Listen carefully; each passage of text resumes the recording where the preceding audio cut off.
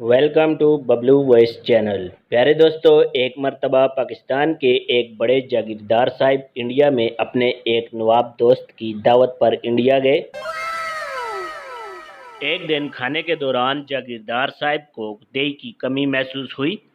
उन्होंने नवाब साहब से फरमाइश की कि दही मिल जाए तो खाने का मज़ा दोबाला हो जाए। नवाब साहब ने अपने मुलाजिम को आवाज़ दी और बोले, फलां दुकान से दही लेकर आओ। अच्छा। मुलाजिम गया तो नवाब साहब ने बताना शुरू किया कि मुलाजिम इस वक्त घर से निकल चुका, इस वक्त गली का मोड़ मोड़ रहा है, इस वक्त दुकान से दही ले रहा है, अब वापस आ रहा है। चंद लम्हों बाद उन्होंने मुलाजिम को आवाज़ दी और पूछा, दही ले आए? मुलाजिम ने जवाब दिया, जी हजूर। जागीरदार साहब इस वाक़े से बहुत मुतासर हुए। फिर कुछ अरसे बाद नवाब साहब जागीरदार दोस्त की दावत पर पाकिस्तान आए। जागीरदार को वो खाने वाला वाक़या बहुत खूब लगा था। दौरान खाना नवाब साहब को अचार की तलब हुई। उन्होंने अचार की फरमाइश की।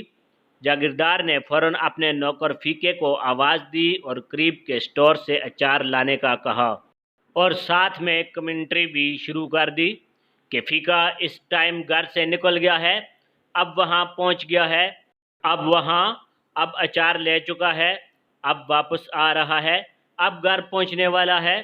फिर उन्होंने आवाज़ लगाई, ओए फीके। आवाज़ आई, जी सरकार। अचार ले आया? फीका बोला, कित्थे सरकार, अजे ते मैं अपनी जुत्ती लभ रहा वां। महज सामीन ग्राम, एक पीर साहिब अपने मुरीद के घर गए। मुरीद ने अपने पीर साहिब की खूब खातर मदारत की। फिर एक दिन गुजरा, 2 दिन गुजरे और यूं 5 दिन गुजर गए। मुरीद काफ़ी तंग पड़ गया क्योंकि पीर साहिब वापसी का नाम नहीं ले रहे थे। Oh no! 7वें दिन मुरीद ने पीर साहिब से कहा कि आए बाहर सैर कर आते हैं। बाहर जाकर पीर साहिब को गांव का कब्रिस्तान नजर आया तो मुरीद से कहा कि आप लोगों का गांव तो छोटा सा है लेकिन कब्रिस्तान काफ़ी बड़ा है। मुरीद ने जवाब दिया, यहाँ मदफून ज़्यादातर बाहर से आए मेहमानों की है, क्योंकि यहाँ जो भी मेहमान 7-8 दिन तक रुकता है वो बेचारा रात को फौत हो जाता है, इसलिए कब्रिस्तान बड़ा है।